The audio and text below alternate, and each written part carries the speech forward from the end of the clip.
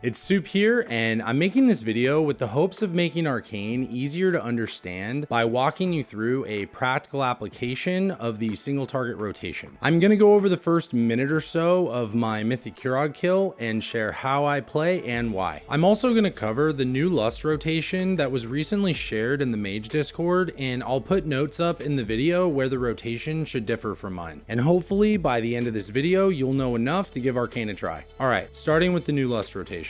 The way it works is by casting Evocation pre-pull around 7 seconds, followed by Arcane Blast and Arcane Orb, then double Lust. You can cast Nether Tempest at this point for a minor DPS gain. And then, after casting Rune, you want to cast Arcane Blast and clear casting missiles at 3 stacks until you have about 250k mana or the last 4 globals of Magi, which with very high haste is around 3 to 4 seconds left. Another change is that it's a DPS gain to cast Nether Tempest both on pull and just before Arcane Surge instead of right after. With Arcane Harmony, you ideally want to weave in at least 2 clear casting missiles before the ramp because you want at least 15 stacks. And then the last thing is snapshotting Arcane Blast and Arcane Barrage on the 4th spark stack is suggested even outside of Lust. This makes sense because when I took a closer look, I found that Barrage gets the full benefit from Spark even if it lands after Spark expires. And because Arcane Blast instantly eats up the Harmonic Echo proc, there's no loss of damage so long as Barrage is spell queued before Radiant Spark ends. Anyways, let's get going on the walkthrough.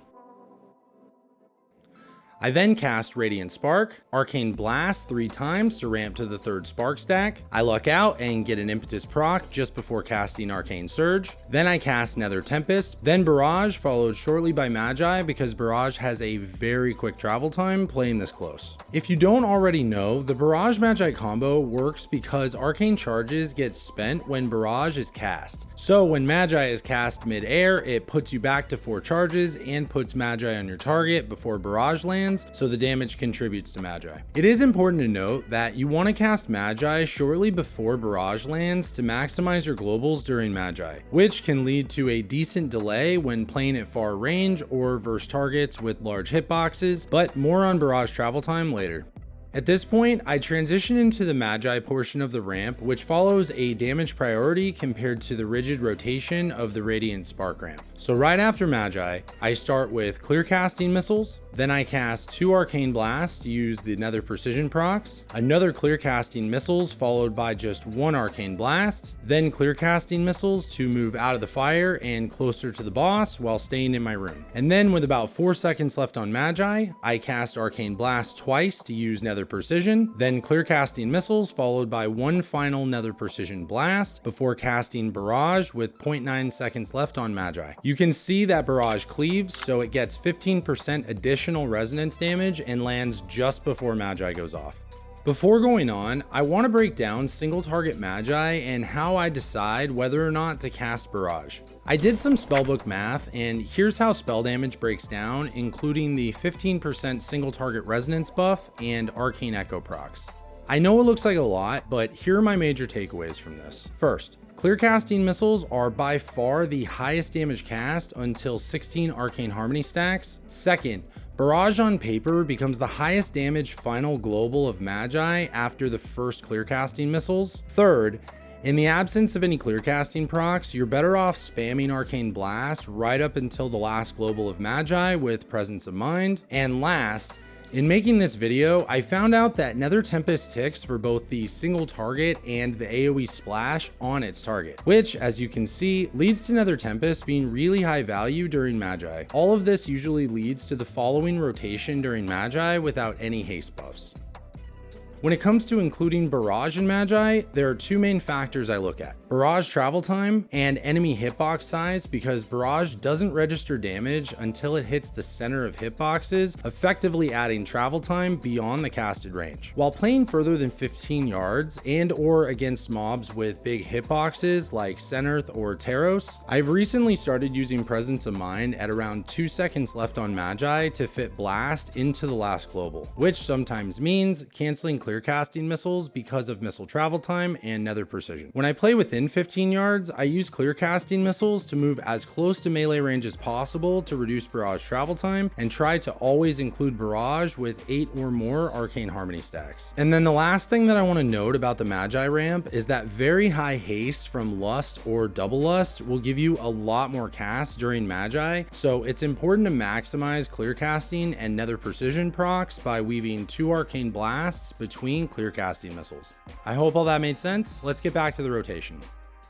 After Barrage, I cast Orb, followed by 2 Arcane Blasts with Presence of Mind and Clear Casting Missiles as Arcane Surge finishes. Then I cast Nether Tempest, followed by 2 Nether Precision Blasts and Shifting Power. My focus at this point is to build 20 Arcane Harmony stacks and maintain at least 55% mana for the mini burn, which with this much haste leads to filling with Ice Nova, which costs no mana at all, and Frostbolt. Once I see that I can cast Radiant Spark right after Rune, I use Clear Casting Missiles to proc Nether Precision and start the mini ramp. I cast Rune, then Radiant Spark, followed by 4 Arcane Blasts, using Ice Floes to move out of the fire while trying and failing to stay in my Rune. Then Nether Tempest, followed by the Barrage Magi combo, just as Magi comes off cooldown. And then another thing that I want to share is that I'm a big fan of Ice Floes because it allows for making minor adjustments. One thing I really like to use Ice Floes for is preemptively dropping my Rune ahead of mechanics. For example, my second Arcane Surge on Kurog gets cast shortly before the dance mechanic goes out, so I use Ice Floes to move left of the stack point while casting Arcane Surge, so Rune drops ahead of where I'll move if I don't get dance. I also could have done this to make my first 2 Rune uses easier. Anyways, let's get into the last part of the rotation. After Magi, I cast missiles twice because concentration prevents Nether Precision from proccing due to the concentration buff being consumed instead of clear casting. And then, instead of going left while moving closer to the boss and casting Arcane Blast and maybe another clear casting missiles until casting Barrage for funnel at the end of Magi, I get dance and I have to run right without Presence of Mind, and after Ice Floes bugs out on me, I cut my losses and send Barrage and start focusing on repositioning. So now I'm focused on having 4 Arcane Charges and 20 Arcane Harmony stacks prepped for the next Arcane Surge ramp, then filling with Arcane Blast to spend mana since Evocation is always cast before the Surge ramp. Outside of alternating the Surge and mini ramp and then short fill windows, the rotation doesn't really deviate much. But one of the most important aspects of Arcane is using your cooldowns as soon as they're ready, ideally the same global. One common mistake I see is waiting to start the ramp until all of your cooldowns are ready. Instead, you want to time your ramp so you can lead your cooldowns and try to use them as soon as they come up. The really tricky part is navigating the ramp during mechanics to avoid delaying cooldowns. I hope you found this video helpful, and if you did, please consider supporting my content by liking the video and subscribing to the channel. It really helps out a lot. Leave any feedback or questions in the comments, and remember to never stop improving.